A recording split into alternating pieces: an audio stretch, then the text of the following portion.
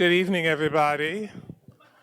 It's a little, it's 6:32, 6:35. We want to go ahead and get started. Thank you for coming back for another night of our boundary study. I want to introduce two people in the back. We have board members Natasha Grover and also Lori Donahue, board president. They're here observing tonight. We are going to continue the work that you started last week, 2 weeks ago, and I'm going to turn it over to Rob. Okay? Thank you. So, who was not here 2 weeks ago? All right, a good number of you. You have no excuse, right? So, some people I know in the room as we addressed 2 weeks ago. What I'm going to do tonight is I'm going to spend just a little bit of time rehashing why we're here, but we're going to spend the most of our time in stations similar to what we ended our last meeting with. I want to hear more feedback from you. What I think you're going to see tonight, you asked for other data sets to understand what things may have meant with, let's say, the number of units, apartments, single family. What's the ethnicity? And so what we tried to do was give you that information so that you can understand the baseline that we're working with.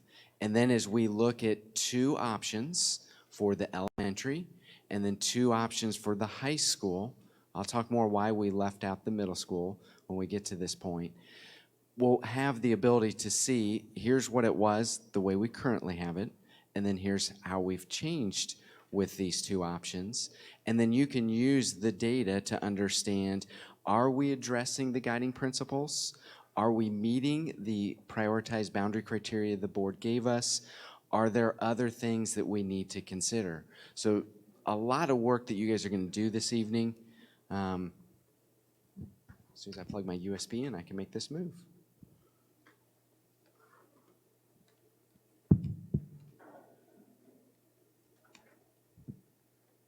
All right, there we go. So I kind of gave you a little bit about what we're going to talk about. You know about RSP. We're always going to leave this with you just so that you know that we are real. Our goals, I've already stated those. Last time we started this poll everywhere. We're going to do that again. It's 2 2s and 3 3s.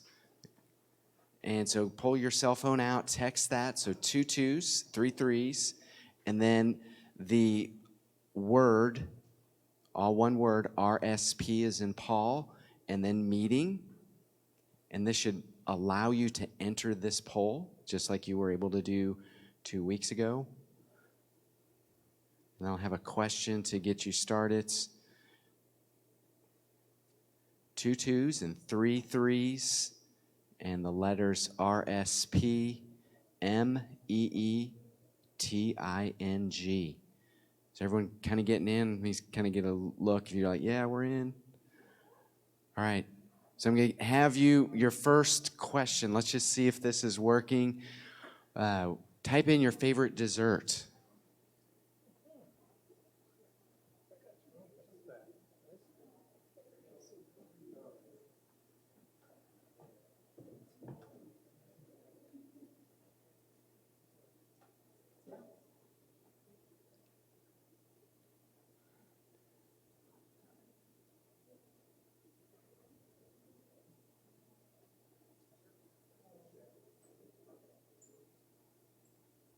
Twizzlers. That's a weird one.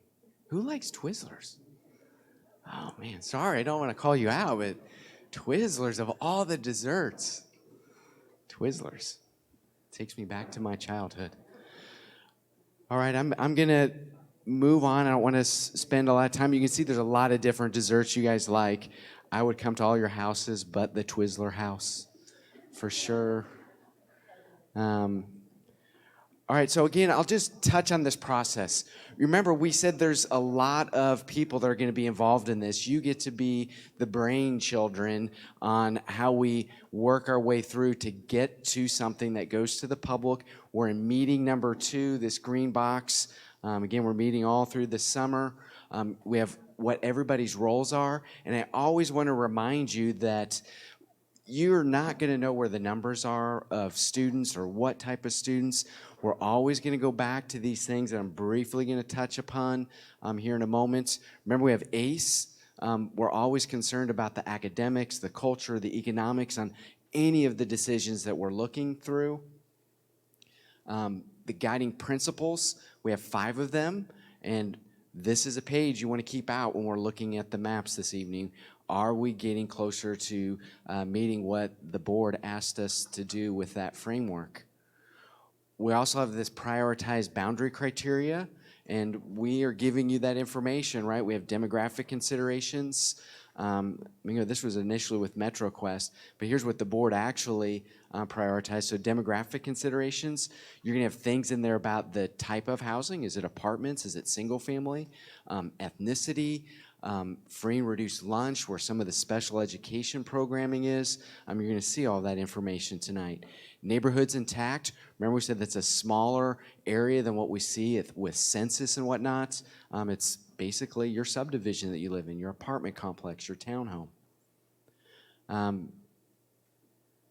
Different ground rules. You guys were great the first meeting, so basically just be respectful to other opinions, because as you're getting associated in these tables, as I walked around, many of you have never met each other because you're in different worlds. Same district, but different worlds. We'll talk more about consensus as we get to meeting 3. Tonight, we're still trying to build. What are you guys thinking? How do we start addressing some of these challenges that we have? We're always leaving you this information that we presented to the Board of Education about enrollment. So I'm not going to go over these things. They're just in your presentation. You can come back. What are your visual boundaries? What's your enrollment by grade? What are we seeing with birth information between the 2 counties? Right? All of this stuff to help you understand there's things that are changing with your enrollment over time. Heat map, where the kids located. It's going to probably play into tonight. Growth areas. So where are we seeing new development around Fox Valley Mall? We got one way out on the farthest southeast that's going to start kicking off for another single family development. Then projections. We're showing that your enrollment going all the way back to 07-08, all the way through this current school year, we've been declining a little bit. And we're going to continue to decline in our projections. The breakdown of the enrollment by building. The key thing that you want to take from these charts, these tables, is this. Orange is where we're over 95% capacity. Gray areas shaded are below a capacity level of, I believe, 75%. So we have a lot of gray up here, right? And then white is we're within the 75 to 95%. That's our current situation. Again, I have to right set you. Here's our current situation that we're faced with. Enrollment's different. Heard from one of our students, didn't even know that there was these pressures of some schools have too many kids, other schools don't have enough kids, right? So again, this is just your data of what's happening at each of the levels. We had some parking lot questions, and I don't know if we sent that out as a Word document. Okay, yeah, we did. I thought we had. So we gave the answers there for the things that you were looking at, and we're always trying to relate things back to those guiding principles. So you're asking a question, can we answer it? And basically our answers are going to come from, does it meet what we have for our guiding principles, or something that helps in our conversation.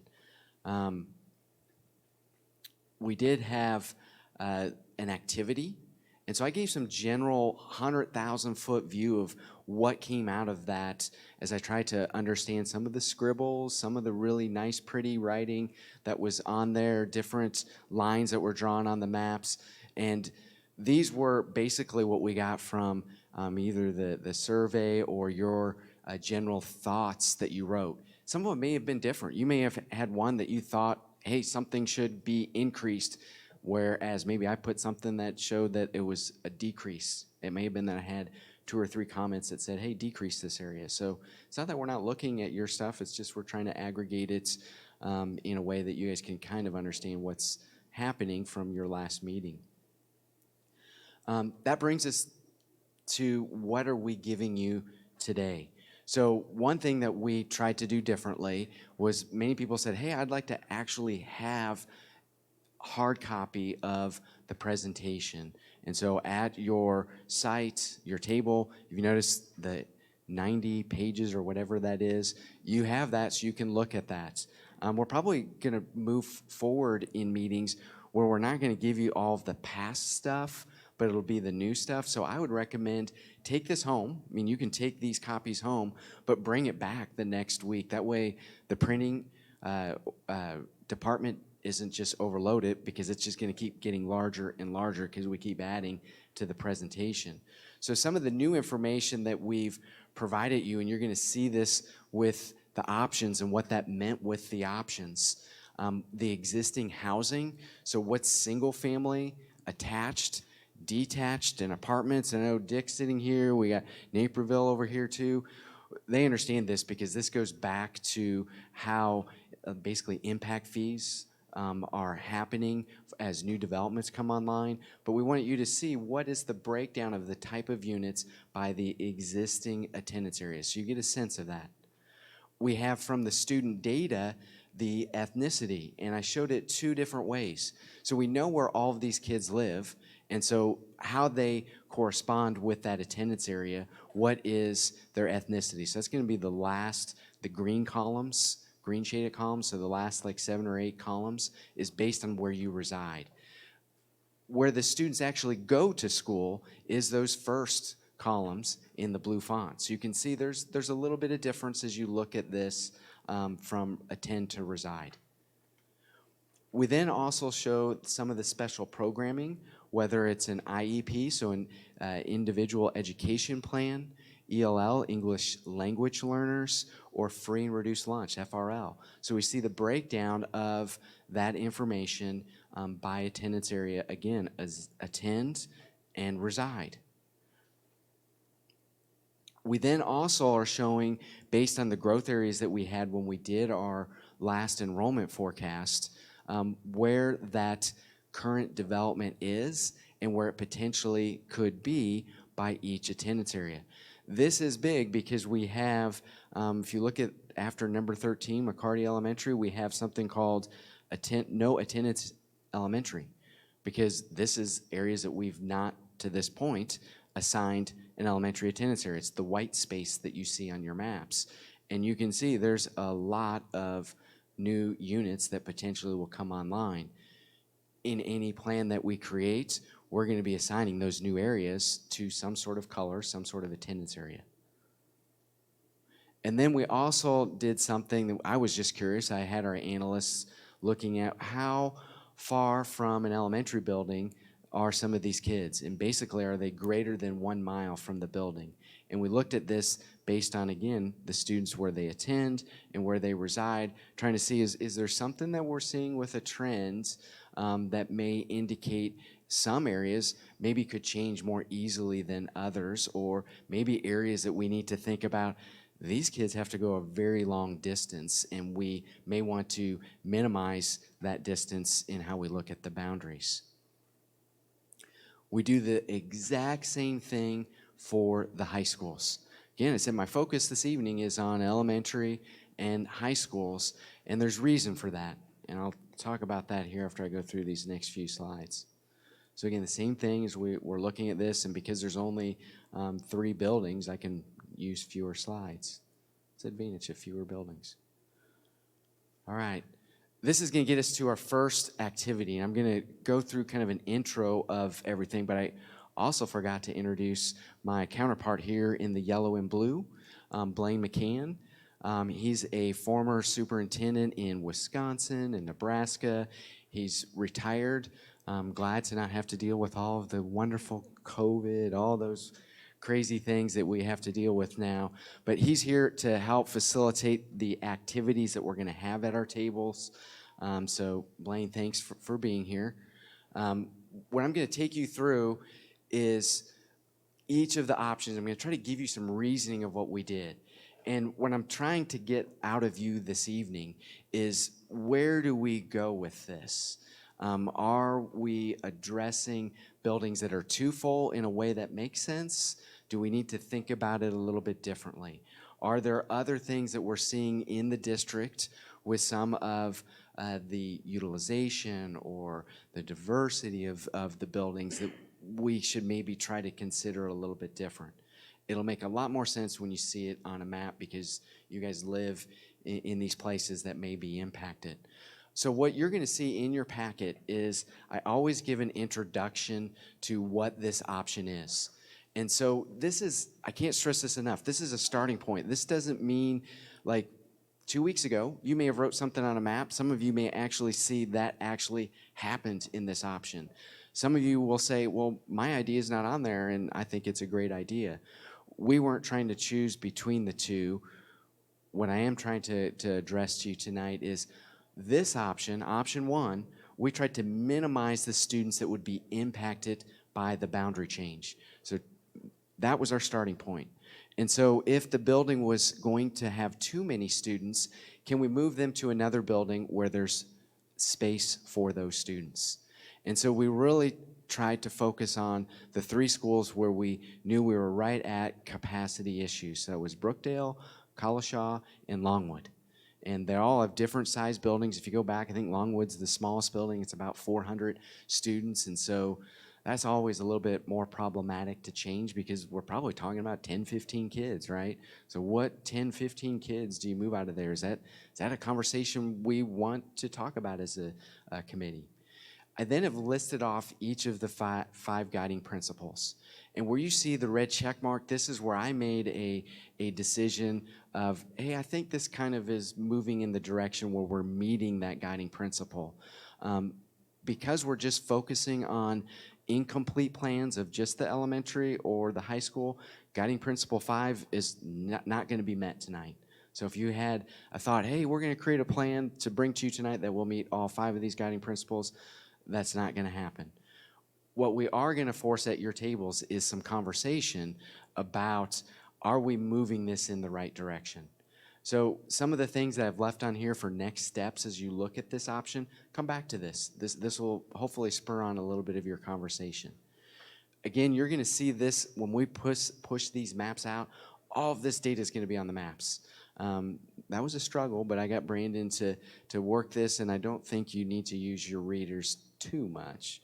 But we put the current and what you're going to see here for these options. I'm not specifically, Blaine's not going to do this either. We're not going to tell you this is so much better with, let's say, the Asian American population that we're seeing, that we somehow changed it differently, or the African American or Hispanic population. You're going to have to discern that yourself. We want to put the data out there. We want you to look at this and have some of these conversations. Again, the housing, ethnicity, special program, you'll see this. I then want to get into option 2. All right, so option 2, this one, we really tried to look at trying to minimize some of the islands. So you guys understand what I'm saying about an island. If you're in Brooks Elementary, we have 2 little islands up there right on the north side, right? They go to, I think, Young's, right? But trying to minimize those for reasons of, let's say, transportation, continuity of neighborhoods or these planning areas. And again, trying to address the north side. Remember, we have several buildings, too many kids. South side, fewer kids. That's our challenge. So again, you'll see how we meet those guiding principles. So that's option 1, option 2. And then we have option 1, high school. Going to follow a similar pattern as what I have introduced with the elementary, not connected in saying, hey, changes we made in the elementary impact what we see at the high school. But again, we tried to minimize the number of students that would change. And a lot of this is we don't want to, really in any boundary change, we try to minimize if I move some students out of one building to move in other students. We typically try to avoid that because whoever's moving out feels like, why are you moving me out to move these other kids in? So that's one of the strategies when we're trying to look at this, is to, again, maintain some continuity and minimize some of the disruptions. You'll see with what we were able to do here, we believe that probably all 4 of these guiding principles are somewhat met. Now, are they met as fully as you as a group want to see that? We'll hear that tonight if we did or did not meet that perspective. Again, we leave some different next steps that would potentially be something that we need to be considering, most of it around feeders. Again, you'll have all that same data that'll be on those maps. Okay, then option two, this is where we did a little bit more of a radical change from the perspective of really trying to group things. And the way we started to look at this is there a way that you could have something that would be a little bit different than what has already happened with your current boundaries? And what we started to change in option one, where maybe there's what I would call banding, where there's like a northern band, a middle band, and a lower band, and you'll see what that looks like on the maps. And what is your sense of where that's going? And do we hedge our way back towards the way it currently is and solidify some other things that maybe help with what we see with some of the demographics? But again, we'll get that information from you. All right, so you have all this same information. So before we step into the maps, I wanted to get some of your viewpoints. So again, you'll pick up your cell phones here. I wanted to kind of get a sense. Actually, think about this. No, I want to wait to do this because I think you'll learn something as we go through. Caught myself. Sometimes I think you're going to learn some things as we go through this. I'm going to go back to this activity one. All right, so what I'm now going to do is, like what we did 2 weeks ago, we're going to put maps out where we're going to have you do a round robin. And so we got 4 tables this way, we got 4 tables this way, 4 tables this way, and I know the back 2 tables don't have anybody, but what I'm going to do is these first tables, you're going to have elementary option 1, the second table is going to have elementary option 2, the third table is going to have high school option 1, and then the last table is going to be high school option 2. I'll set the timer. You'll be at your table. You'll look at these options that are at your table, start talking about them. Go back to these guiding principles. Go back to the boundary criteria. Use the data that you see in these tables to help us understand how do you feel. Because sometimes data is one thing, but how you actually are seeing some of those changes and what that impact is leads us in a different direction. You will have the ability to write that information on the maps. I believe we have sticky notes out again like last time that you can write on those. Again, don't hesitate to write on those maps. I'll set the timer. Usually I start out with more time for the first map because you have to get oriented. I know there's some new people, so getting your sense of, gosh, I've always lived on the south side. What's going on here on the north side? So talk to everybody in your table. We'll have this conversation and we'll pass these maps out, and Blaine and I will be walking around. If there's questions, we can answer them. If we can help guide you into getting some things about how you feel when we come back around after you cycle through 4 times, then you're going to see how did this change as everybody went through your station, and then we'll do a report out. So that's what I got this evening. We'll get to work.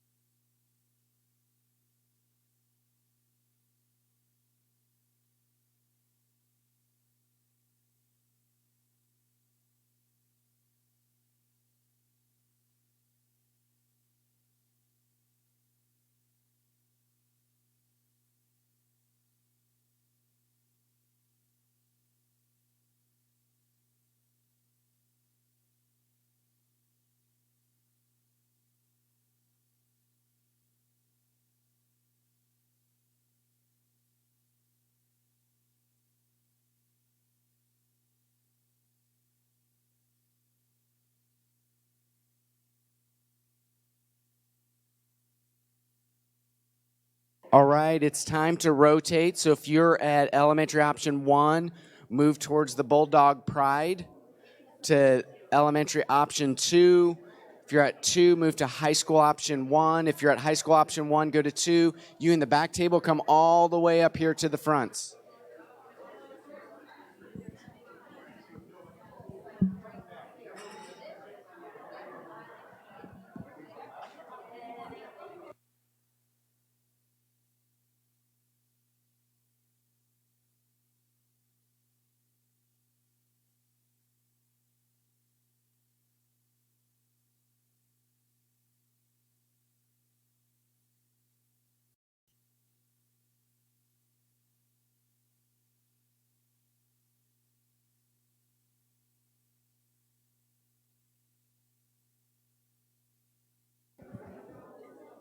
At 7:30, we'll move through to the next option.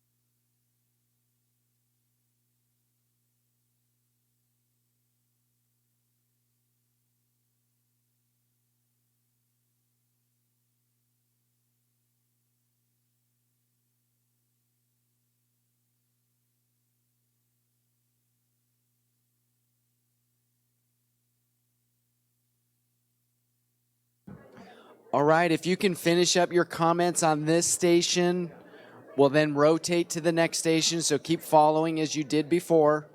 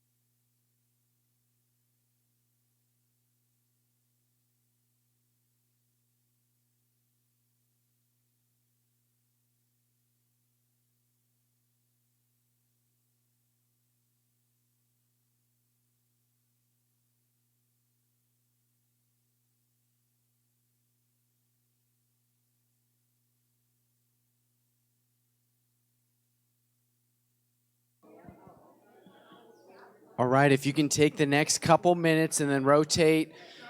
They didn't like option one. That's why that table fell down. So,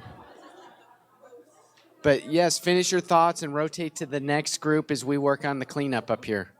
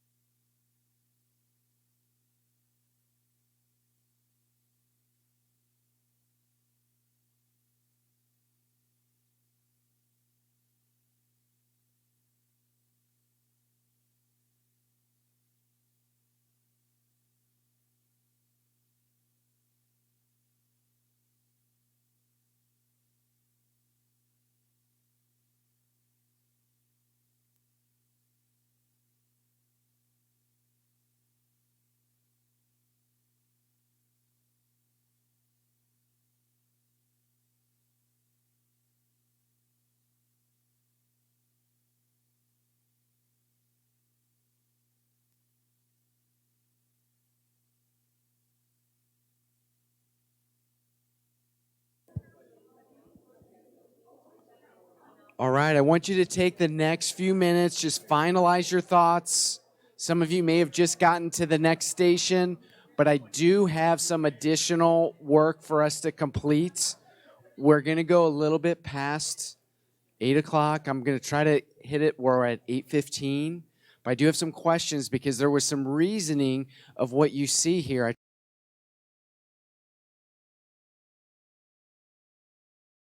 What you guys are thinking from what you saw tonight.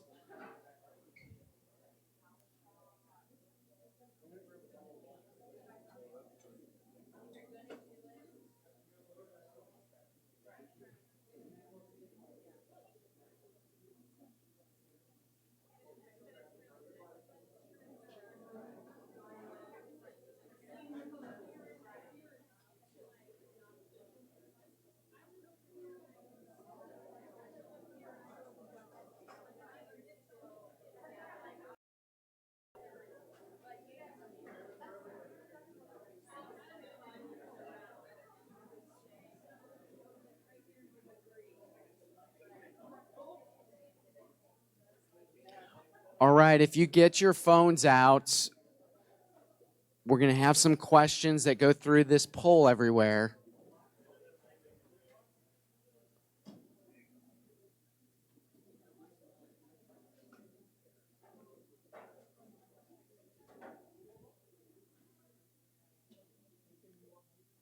No, just, you're good, you're good. Just look pretty. All right, so you're here. Our first question. One of the things that I was anticipating and why you see this question was there's some places that have a pretty long bus ride. So I want to get a sense of what you're thinking. And I don't want you just to naturally say, hey, less than 15 minutes, because, well, we all want to be less on whatever our commutes are. But what would be reasonable? This would be one way, so not round trip, just one way. I'm from my house to the school, or it could be at the end of the day from my school to my house. Yeah, stops, just total time. Total time. What is it? Maybe another way to even say this is what's reasonable. I know. Ideally, reasonable. My words. Just go, guys. We're just trying to see where you are. Nothing is locking you in. I just want to get a sense of where you guys are as we look at these. And what I'll do is I'll do a countdown. If you look on the bottom right, you can see the responses. So I know there's more than 30. And so I'll do a countdown because I have a series of about 5 more questions, I think. And then I have one more thing I want to hear your input on. So I'll do 5, 4, 3, 2, and 1. All right, so ideal building utilization. Okay, so we've talked about that in meeting 1 with like the functional utilization, right? So and we've said that the district doesn't want it to be higher than 95%. We've shown you on the charts when it's below 75%, right? So what are we ideally trying to get for utilization of buildings? And then as you're answering that, if you look at our district-wide elementary capacity and the total number of elementary students, we're under 70%. So we got space. We can move kids to different places, right? So we got 32. I'm going to do the countdown of 5, 4, 3, 2, 1. All right, ideal demographic composition for a building should be based on, so match the composition of the district as a whole. So if we are 40% Asian, should we have 40% Asian in every building? That would be kind of a way to look at that benchmark. Should we consider the housing type? Remember we've showed you the breakdown of those 3 different housing types and what is in each of those specific attendance areas? And then is there other demographic variables? Do we use census data? Is there things that we look at with ethnicity with our current students? Free and reduced lunch? So I kind of left that as other. Trying to get a sense of, you guys know what's happening in your communities, some of the opportunities that occur for different groups. So I'll do a countdown of 5, 4, 3, 2, and 1.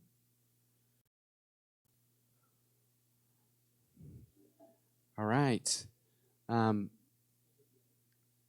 number of students that are impacted by a boundary change. So should it be less than 10%? If you go back to the tables or the presentation, we gave you that SIBC and a breakdown of who is moving where.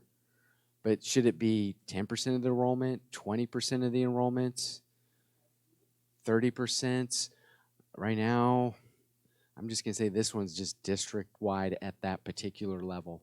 So whether it's elementary, middle school, high school, how much of that enrollment can move? And that's a big question because how far we take a change is going to impact the number of students that could be impacted. That would be a parking lot question. I don't know. But yeah, we'll have that as a parking lot. Blaine, if you can write that down, SIBC. Last question. So feeder system, we haven't really talked about feeders a lot, but this would be how an elementary goes to a middle school and then comes up to one of your 3 high schools. Do we ideally want a direct feeder where when you look at these maps, you specifically know, I'm going to Brook Elementary, so I'm going to X Middle School, going to Matea High School, right? What does that look like? And then do we have split feeders? Right now we have split feeders.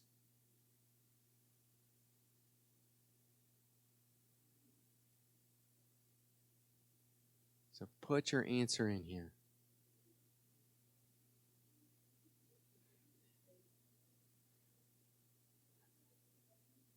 And I hear people saying, why do you keep saying ideal? Because ideally, what do we want? We're going to have some realities.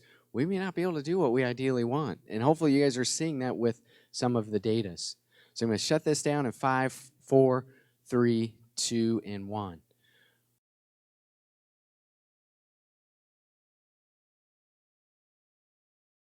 Through 8:15, and we call it, and we'll have a few closing thoughts at that point. What we need your assistance with is how do we look at the things that I'm hearing as I go through the tables about when we look at some buildings where we don't have enough students. How can we maybe look at this that changes the conversation about how full a building is or how underutilized a building is? And so I kind of wrote a few things up here that we want to get your opinions on with the sticky notes. You can write on the maps, and I'll know what you're talking about when you relate to this. And I'm going to briefly give you what we're talking about here.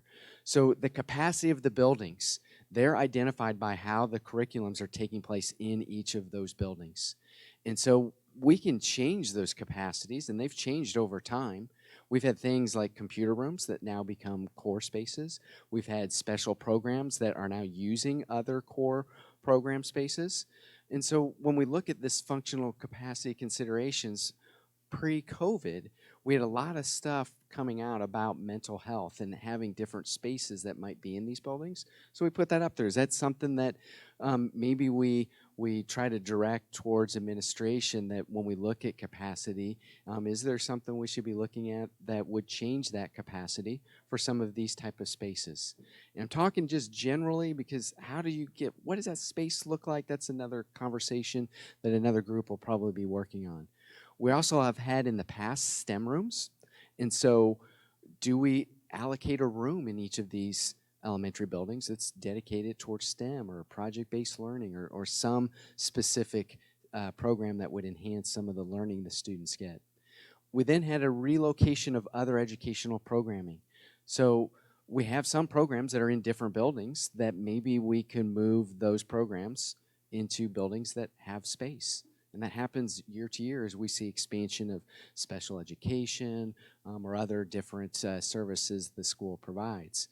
Another idea that we had was, do we expand preschool in each of the elementary buildings?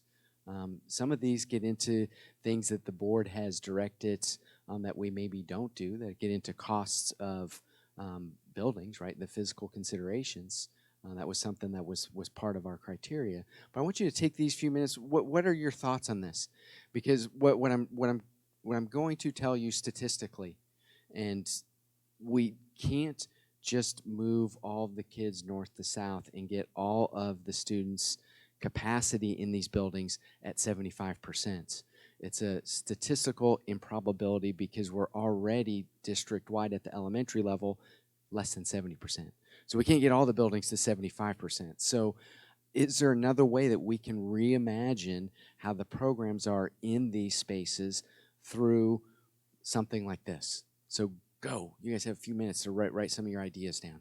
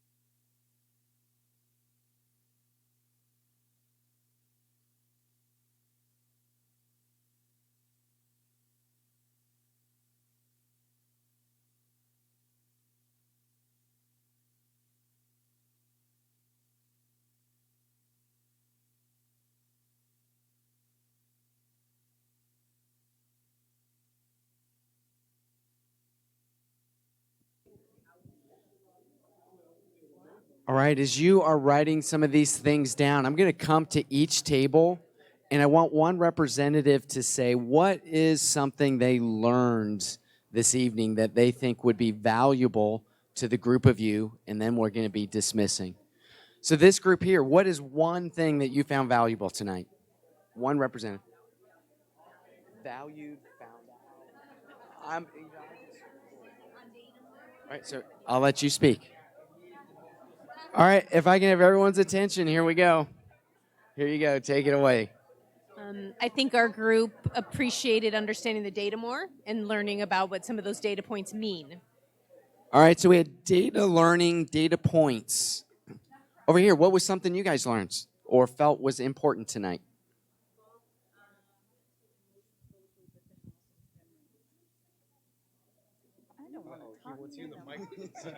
She's like, no mic, drop that mic. So talking about having more mental, social well-being spaces in the building. So again, what did you learn or what was profound tonight here at table 9? Who wants to be the speaker? Jen is up. Are you talking about what did we learn about having extra programming or just in general tonight? That even though I worked for the district, I still do not know the boundaries as they are right now, let alone what they're going to change to. But I think what's most profound is that we're all sitting here in this committee trying to figure out what the future is of this district and where our kids are going to go and how they're going to be affected. But we don't know from the last group what the reasons were for all of the little pockets and islands. And that was an issue from way back then that probably isn't an issue now, but has caused us an issue now. And that's why we're sitting here. So that's been like a aha this entire time. Very profound. How about table 10? Something you guys learned or a big takeaway this evening?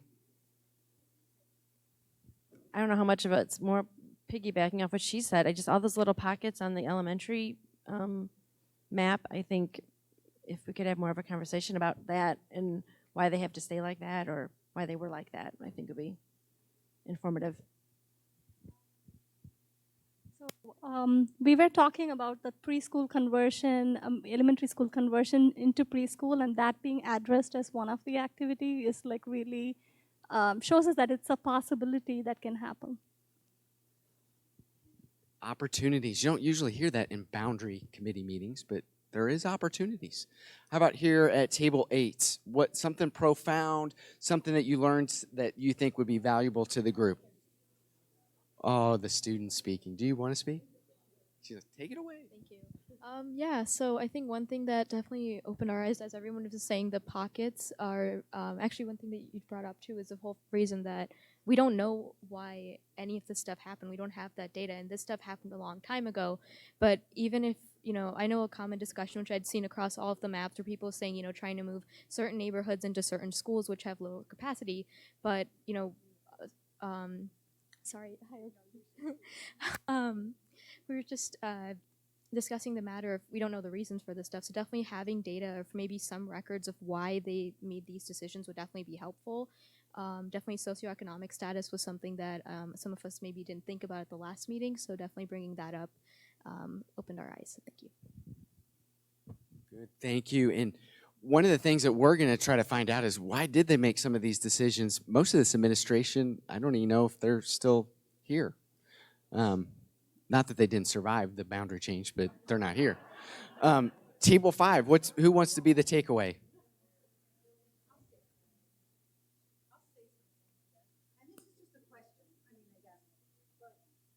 I know we're talking about like underutilization of buildings, and in the past with 203, like they recommended, one of the options was closing Mill Street and Washington Junior High, but it wasn't done. So how are those buildings functioning now? Like, are they at capacity? Did they redistribute the space? And maybe like they were kind of saying maybe some history and background of what's been done before. Cool. So look at a neighboring district. How did that not change happen to impact them now? One thing I learned personally was that if you sit in a group of 4 women and you're the only guy, you're taking the microphone. One thing we all agreed on was that it would be really nice if, regarding the elementary schools, if all the kids could go to either the nearest or second nearest elementary school to their house. That'd be a nice ideal. So table 2. So here we come over to table 3. Who wants to tell us what was your big takeaway tonight?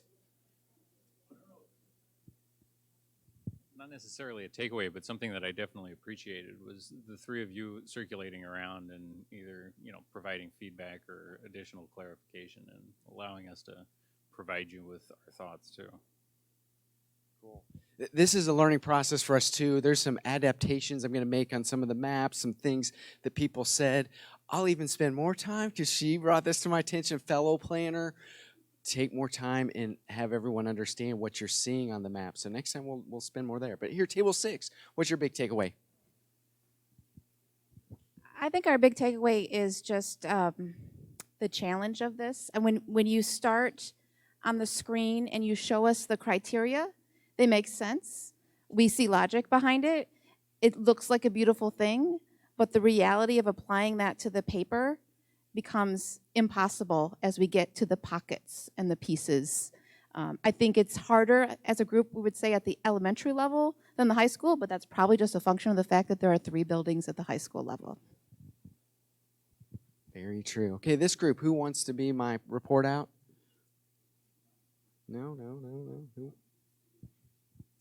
I think one of the things that we all took away in different ways is it's a whack-a-mole game. You could draw the map and say, from a geographical continuity standpoint, this makes a lot of sense, but then you start to see how that plays out, whether it's a split feeder system or just general diversity of the population, that you get one thing in your mind right, but then it creates other issues. So it'll be interesting to see how that plays out as this process continues. Absolutely. I'm going to turn the mic over to, no, he was like, no, you take it away. All right, so we went a little long. I apologize, but you guys were having some good conversation, and I wanted to make sure that we let that conversation organically flow, because that's how we get to the point of something that's going to make sense as we get into meeting 4, meeting 5, and so on. So we're going to have some things where I want you to do some reflection on the things that you heard at your table, the things that you heard tonight, on what that may mean as we move forward. So more just deep thoughts in that. When we come into the next meeting, I'm going to have, because it just takes so long to work through things, I'm going to vet things out where we give you one complete option. And I'm going to try to take everything that I've heard here, what was put into the poll everywhere, and say, here's where I think you guys are headed, and see where we get in that conversation. So again, there'll be more table work in this regard, but I'm going to have more specific questions that will drive you into things. What is it that you like about an island? What is it you don't like about an island? Why is something this way or that way? I'm going to have more poignant questions. Again, we want you to continue to talk to people that, hey, we're working through boundaries, and you can say, I've seen some things I like, I've seen some things I don't like. That's fine. Last question. And then, again, thank you for your time coming out here. Hopefully you find this valuable, and you find just being able to talk to people, you're learning a little bit more about how this community needs to address the changes that we're talking about. So thank you.